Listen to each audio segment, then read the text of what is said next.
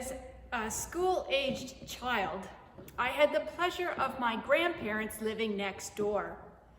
After school, my brother and I would walk home from the bus stop and would veer into Grandma and Grandpa's house for cookies before reaching home. Most days, Grandpa would ask, "What did you learn at school today?" The general response was, "Nothing." When I graduated from my master's degree, Grandpa remarked at how impressive it was that one could achieve a degree having spent 20 years learning nothing. Of course, I had learned many things over the years. On most days, however, when asked, I really couldn't recall what I had learned, or it was too difficult to articulate. I can look back over the years now, and I could go on and on about what I learned. While at school, there was no time for this sort of reflection, and seriously, at the time, it really didn't matter to me. I suspect that for many of us, church is similar to my school experience. Imagine going home from church today and a grandparent or housemate or dinner guest asking you, "What did you learn at church today?" What would your response be? Nothing? Now, think of all the times you have been to church. If you were asked every time you left, what would be your general response? We have learned more at church than we realize. And today I'm going to make it easy for you by giving you an answer. Today, I went to church and learned to write a letter. I went to church and learned to read, to hear a letter. Somewhere over my years at school, I learned to write a letter. In fact, a wide variety of different kinds of letters and templates, with salutations and punctuation, bodies and postscripts. This morning, we heard the beginning of Thessalonians, a letter read over 5 weeks in the lectionary. The letter of Thessalonians is in Paul's hand. It is unique in form and substance compared to what I learned at school. Today's text, the opening portion of Paul's letter, is in 3 parts, including a salutation, thanksgiving, with an emphasis on the gospel's effectiveness. We hear the beginning of Paul's letter to the Thessalonians. My guess is that we hear it as positive, but have never taken the time to further investigate. We've failed to realize that there is some important information to ferret out of this sunny introduction, both more depth than niceties. It is a letter that could be read again and again. It reminds me of a friend who is digging through old letters of one of her ancestors. She's gathering information from the letters, then taking the tidbits of information and investigating other historical documents to piece together a further picture of the life and times of this ancestor. It's fascinating. We can do the same with Paul's letter.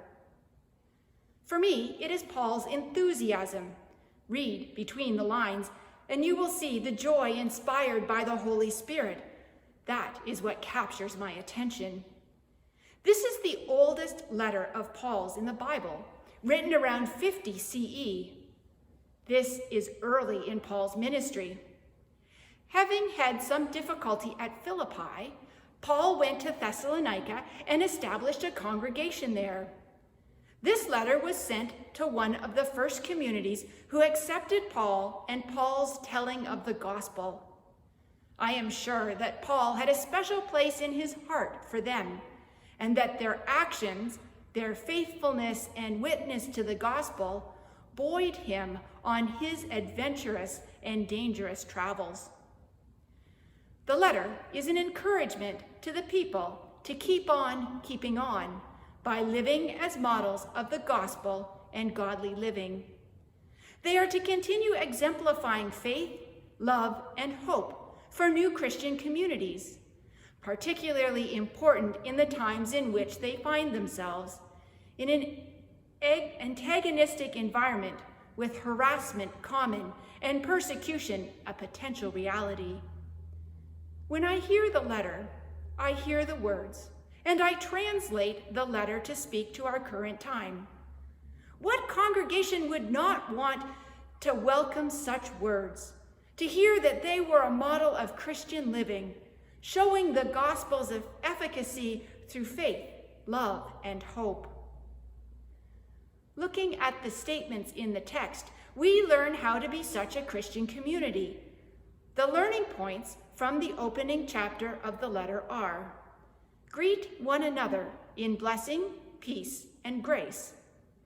Pray for each other and give thanks to God.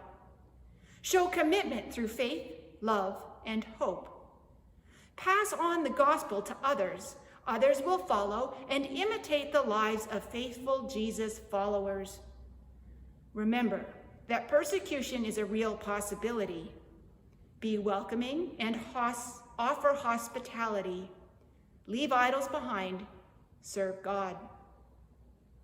We have learned far more than we realize being in church week to week. That is why the learning points from the letter to the Thessalonians sounds familiar. We have heard them before in a multitude of variations, in the 10 Commandments, through the prophets, in the life of Jesus, in pillars of the faith, in Christian teachers and mentors.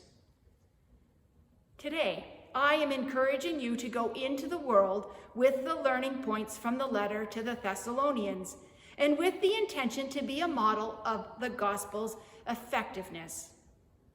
Even though it might feel like you know nothing, you have everything that you need.